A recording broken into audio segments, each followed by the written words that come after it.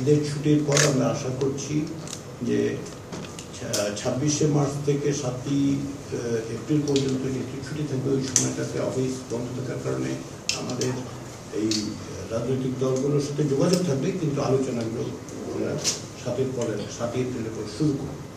আমরা আশা করছি যে এই রাজনৈতিক দলগুলোর পক্ষ থেকে ইতিমধ্যে যে সমস্ত মতামত সেগুলো আমরা পর্যালোচনা করছি এবং আমরা আশা করছি যে বিভিন্ন বিষয়ে আমরা একমতের জায়গায় আসতে পারব।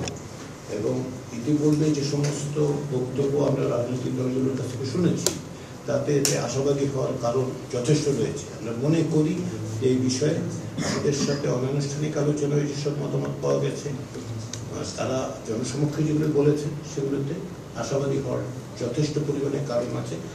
সবচেয়ে বড় কারণ দুটো। 1 নম্বর হচ্ছে রাজনৈতিক দলগুলোর মধ্যে সংস্কারের ব্যাপারে কোনো রকম সংশয় দ্বিধা নেই।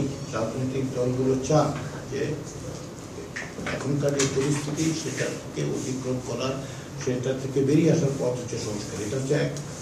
দ্বিতীয় যেটা সেটা হচ্ছে যে রাজনৈতিক দলগুলো এই সংস্কার প্রক্রিয়ায় অংশগ্রহণ করতে চান। তাদের দিক থেকে কোনোভাবেই কখনোই অসহযোগিতার তো প্রশ্নই ওঠে না। তারা সর্বাত্মক সহযোগিতা করছেন, অব্যাহত রেখেছেন। ফলে এই দুটো কারণে আমি মনে করি যে অগ্রসর হব। কতটা সময় লাগবে অনেক প্রশ্ন করছেন, সেটা নির্ভর করছে যে আলোচনাটা আমরা কীভাবে অগ্রসর হই। রাজনৈতিক দলগুলোর সাথে আলোচনার ক্ষেত্রে যেভাবে অগ্রসর হওয়া যাবে তাতে আমাদের লক্ষ্য স্বল্পতম সময়। পাশাপাশি যেটা আমি বারবার উল্লেখ করি সেটা হচ্ছে জাতীয় ঐক্যমত্য কমিশনের সময়সীমা নির্ধারিত হয়েছে 15 জুলাই পর্যন্ত। আমরা এর মধ্যেই আমাদের কাজ সম্পাদন করতে চাই। আমরা আশা করছি যে তার আগে সেটা সম্ভব হবে এবং সম্ভব হবে। সময় সময় আপনারা জানবেন আমরা যথেষ্ট স্বচ্ছতা অবলম্বন করতে দৃঢ় সংকল্প। আপনারা জানবেন কীভাবে আমরা অগ্রসর হচ্ছি।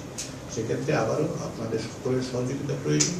সেক্ষেত্রে এর উপর চাপের কোনো প্রশ্ন আমি দেখতে পাই না।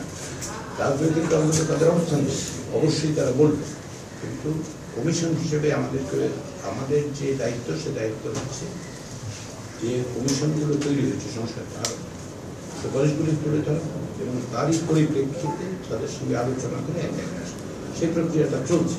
এই চলছে বলে আমি এই কারণে আমরা যখন দিয়েছি ওনারা অত্যন্ত নিষ্ঠার সঙ্গে ক্ষেত্র বিশেষের সময় নিয়ে তারা তাদের সুচিন্তিত মতামতগুলো আমাদের জানাচ্ছে।